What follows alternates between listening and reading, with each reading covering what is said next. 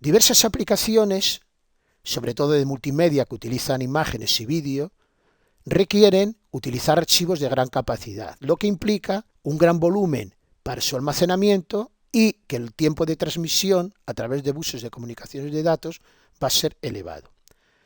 Para poder reducir la capacidad de los ficheros, se puede realizar una transformación denominada compresión de datos. El archivo, antes de ser almacenado o transmitido, se comprime mediante un algoritmo de compresión de datos y posteriormente, cuando se va a utilizar esa información, se recupera, se descomprime para poder procesarlo o visualizarlo. Se utiliza un algoritmo de descompresión de datos que es el inverso al de compresión.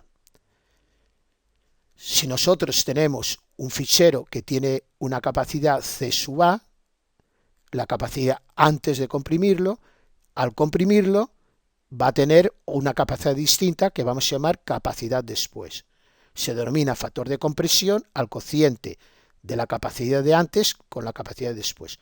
Obviamente este factor va a ser siempre mayor o igual que 1, sería 1 en el caso de que no hubiese compresión. Y se especifica indicando que el fichero tiene un factor de compresión de FC a 1. Si, por ejemplo, si este factor es 12, se dice que hemos tenido una compresión de 12 a 1.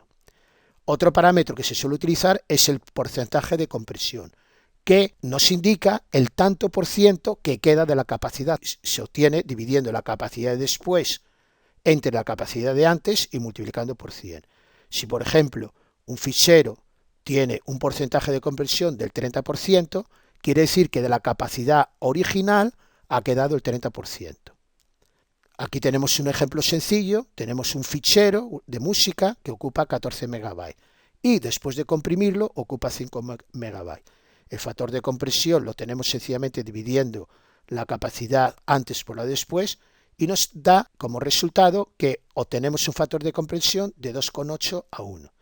Sin embargo, el factor de compresión es capacidad después menos capacidad antes, es del 35,7%.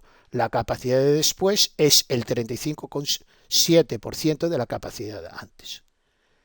Hay dos tipos de algoritmos de compresión de datos. Unos que se denominan sin pérdidas, en los que al descomprimir el fichero podemos recuperar exactamente el documento original. Sin embargo, hay otros casos en que no es así.